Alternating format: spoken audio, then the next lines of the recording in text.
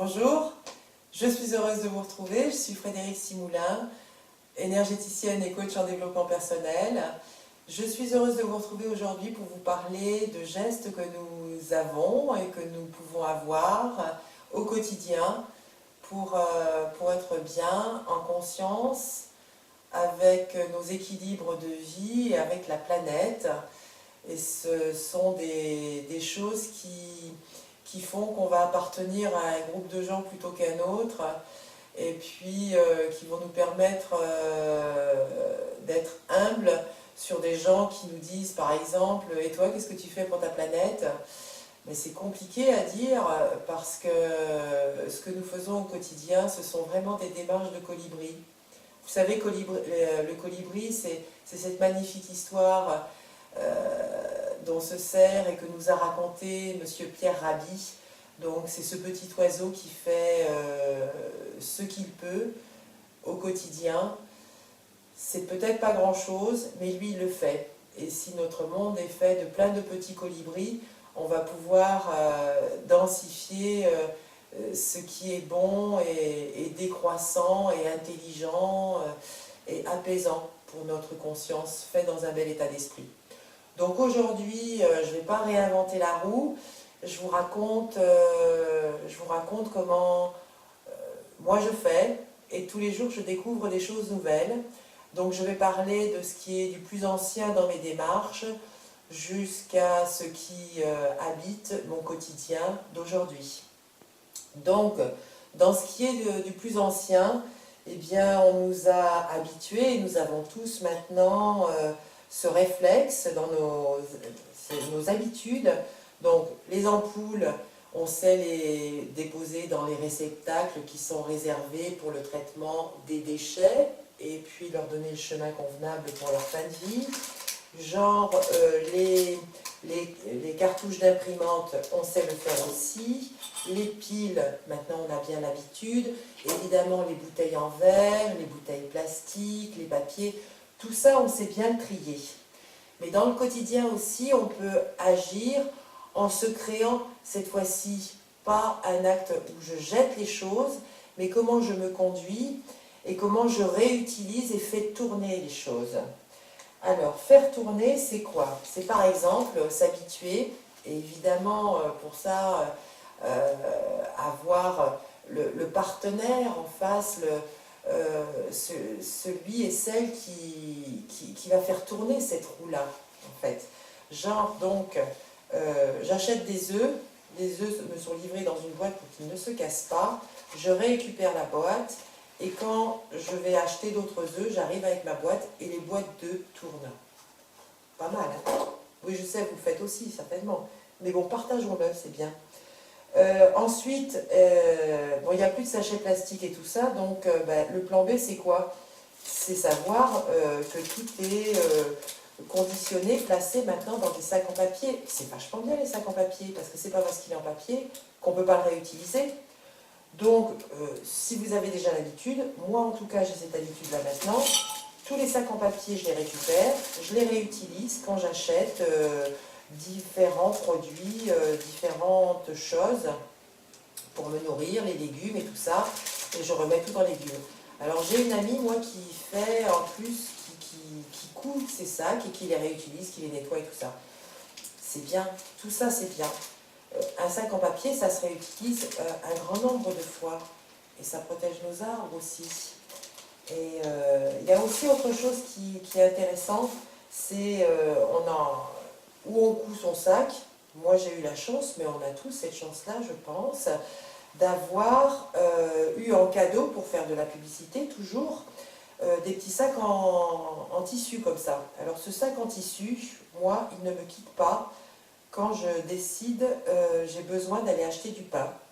Et vous remarquerez peut-être, et alors ça fait une osmose extraordinaire, moi il m'est arrivé de rentrer à la boulangerie et de voir qu'il y avait des gens qui avaient leur sac aussi pour, c'est beau comme geste en plus, pour aller acheter du pain. Ce geste de donner à la boulangère son sac, et puis c'est presque un cérémonial, quoi, de grâce, je vais dire. Ouais, moi je le vis comme ça.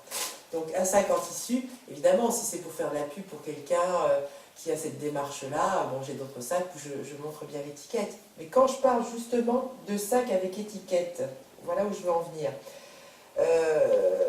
On a acheté des sacs comme ça. Vous voyez, celui-ci, il est tout blanc. Pourquoi? Parce que je l'ai retourné. Parce que ce sac, eh bien, ouais, je l'ai acheté auprès d'une grande surface. Mais bon, ben, ce sac, c'est très bien. C'est un contenant qui m'est utile pour mettre mes commissions. Mais j'ai pas du tout envie de faire de la publicité pour celui chez qui je l'ai acheté, hein, cette grande surface auprès de laquelle je l'ai acheté.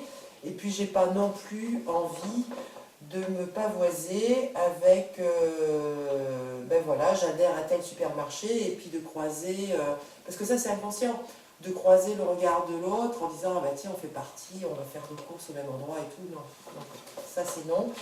Donc, et pourquoi pas, et j'apprécie énormément en plus, parce qu'on est nombreux à le faire, retourner son sac, comme ça nous sommes des gens neutres, mais avec une conscience. On utilise ce sac juste parce que c'est un sac pour mettre nos commissions. Voilà, point barre. Tiens, mais justement, dans ces petits sacs, moi ce que je fais, je récupère mon pain parce que celui chez qui j'achète les œufs, il a des poules.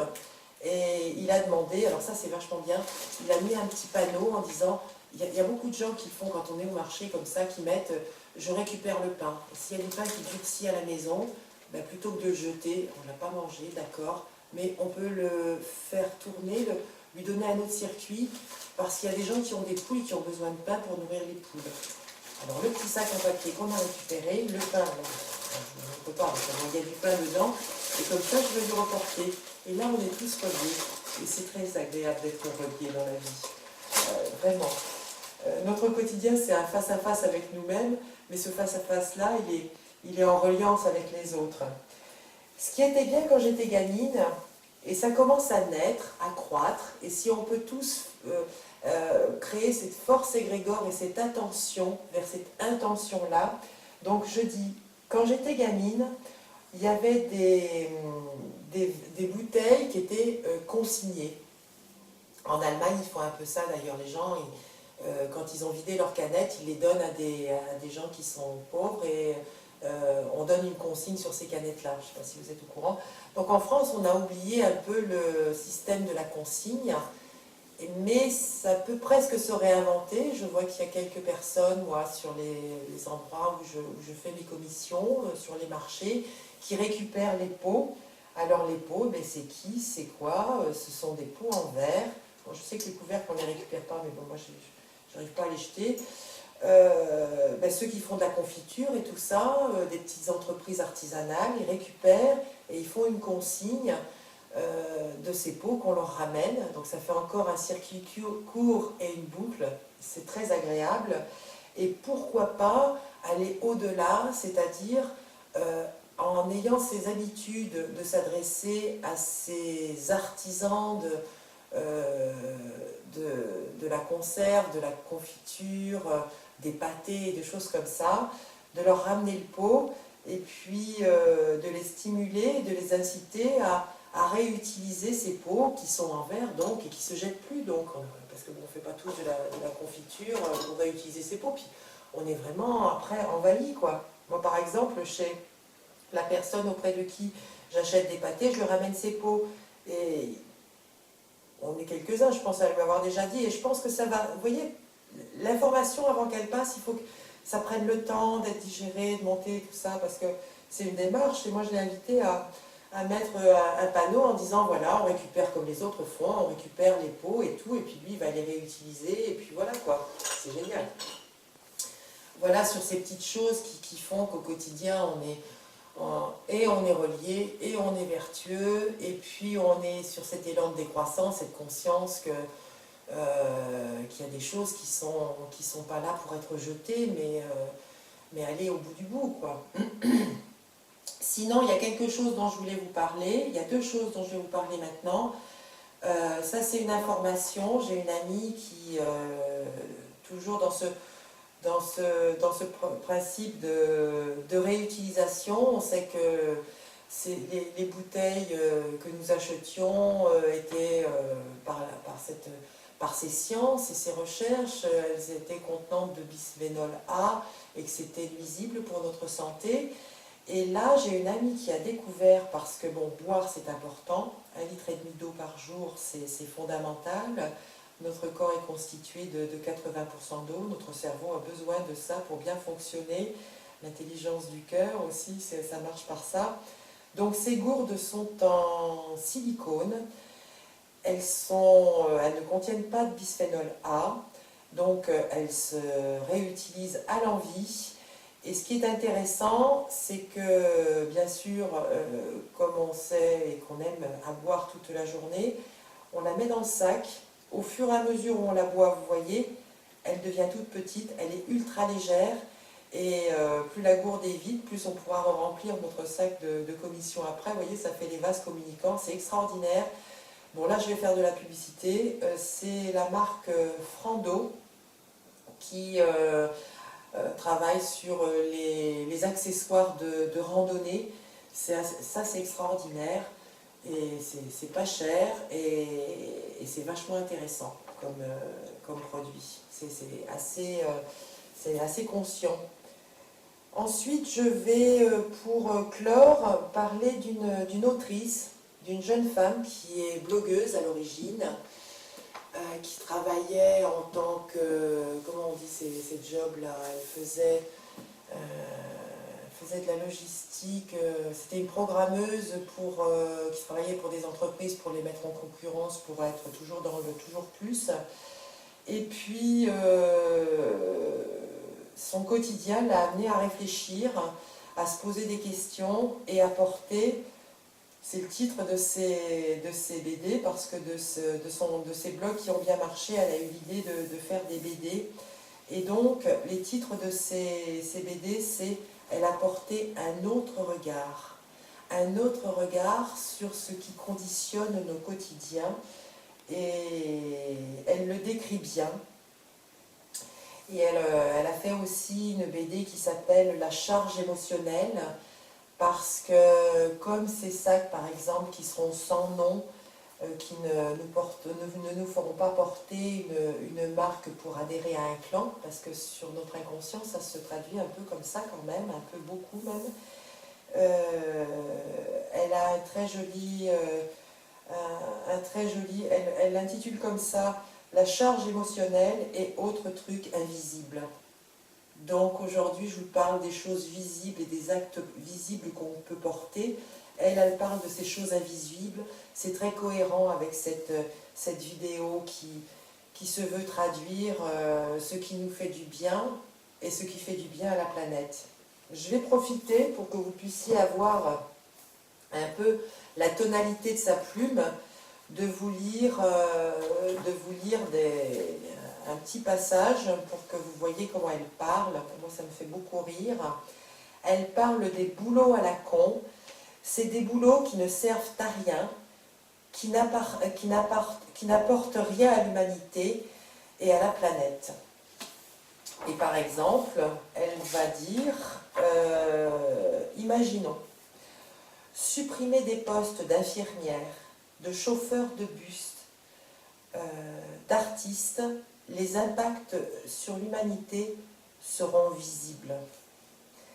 Mais supprimer un poste de trader, de conseiller fiscal, de publicitaire ou de journaliste financier, il se passera rien. Voilà, ça c'est dit. Encore une chose, là il s'agit de Jean-René. Jean-René qui a une grosse entreprise et Jean-René qui répond à son employé.